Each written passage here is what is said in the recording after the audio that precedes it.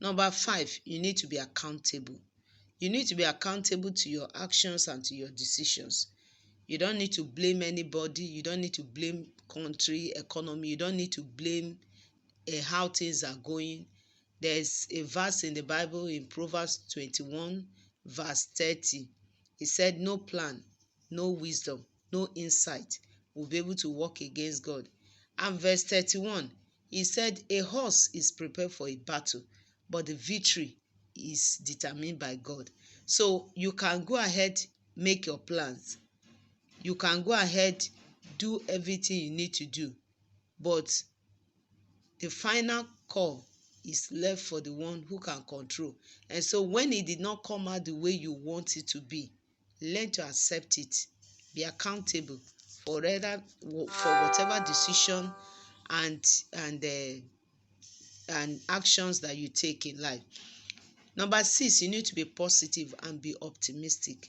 If you cannot visualize, there is something they call the law of manifestation. Before you can manifest, you have to visualize. One of the great gifts God has given to mankind is the ability to imagine. If I want to, for instance, go to Agege, Lagos, Nigeria, I have to imagine. There has to be a mental picture of where exactly I want to go before I can really, my soul and body can carry me to that place. So our imagination is very, very important. And in your imagination, you need to be positive. Even when the facts are there that are negative, you have to be positive. The Bible said in the book of Genesis, where we read about the people building the Tower of Babel, we understand that even God himself acknowledged the fact that whatsoever these people has imagined to do, they will accomplish it. And so the only way to stop them is to confuse their language. So if God can accept the fact that our imagination is as powerful as that, that means we must learn how to optimize our imagination and channel it in the area of positivity. Second to the last point, we need to have a strong work ethic. You need to be strong-willed. You need to strategize the way you approach things. Even your business, your personal life, all this need to be done with a strong mindset. Finally, you need to be open-minded. I love reading. I love learning new things because the bishop said something. Bishop Oyedepo said something. He said, if you are not informed, you will be deformed. And there is a cliche that says readers are leaders. You need to learn. Our brain has the capacity to learn till we die. And so I believe so much in learning.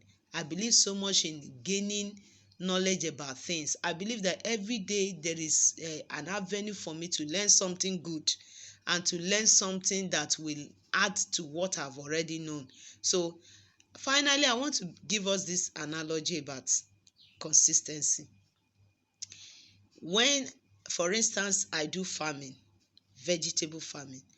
Now, if you plant, for instance, a spinach seed, if I keep going there to uproot it, I go there today, I uproot it, I look at it, I go tomorrow, I uproot it, I look at it, that seed will never grow.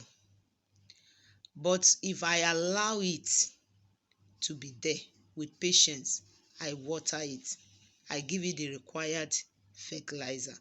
Over time, it takes me just 3 days to see that seed prompting.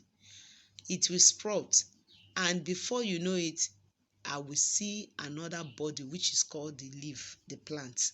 So that is how it works. Consistency. You have to be consistent. You have to be consistent entails patience.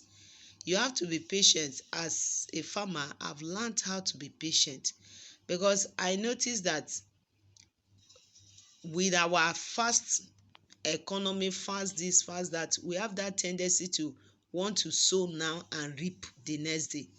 But during this farming process, I have come to realize that if I plant banana sucker or plantain sucker, for instance, plantain, I have to wait for 1 year for it to start fruiting.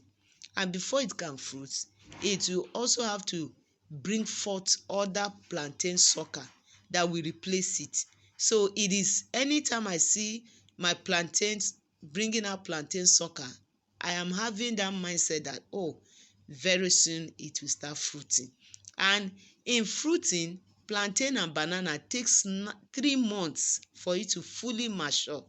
And so consistency, I have to go give it like dead plants, put some animal, a dog on it, in order for it to, by the time it's fruiting, to give me a very good plantain or banana. So in all this, I want you to understand that whether in business, in family life, in your personal pursuit, consistency is very, very paramount and very important.